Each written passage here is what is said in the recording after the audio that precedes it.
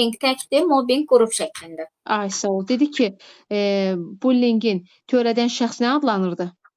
Bully. Ay, sağ ol. Bullyingin növlərini sayaq zəhmət olmasa. Bully'nin törətdiyi deməli məqsədinə görə, sonra davranışına görə, birbaşa bir də dedik dolayı yolla etdiyi təsirə görə və bir də xüsusi bullying var idi dedik sonda. Ay, sağ ol. Doğru.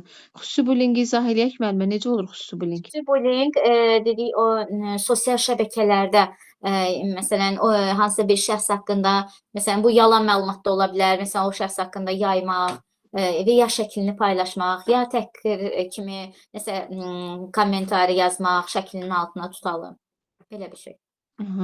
Bəs dedi ki, bir də kiberbullyingdə xakerlər məsələsi var. Bəli, xakerlər məsələn hər hansı bir şəxsin şəxsi məlumatlarının əldə edilməsi, kart hesablarının əldə olunması, belə deyək də, sosial şəbəkə üzərindən hücum.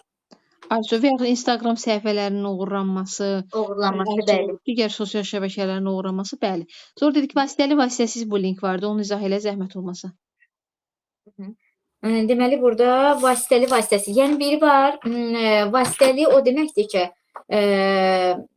kiməsə elətdirirəm mən o işi, özüm yox, yəni birbaşa özüm iştirak eləmirəm, amma dolayı yolla kiməsə elətdirirəm bu zorakılığı. Amma vasitəsizdə isə şəxsin özü, yəni bullying özü edir onu. Ay, sağ ol, doğru. Sonra dedi ki, hansındaydı ki, məktəb avadanlıqlarının, məktəbə aid olan əşyaların sındırılması ola bilərdi? Davranışa aiddir də mənə bu. Yox. Davranışa aiddir, amma hansındadır? Bu vasitəsizdir də, şəxs özü edir.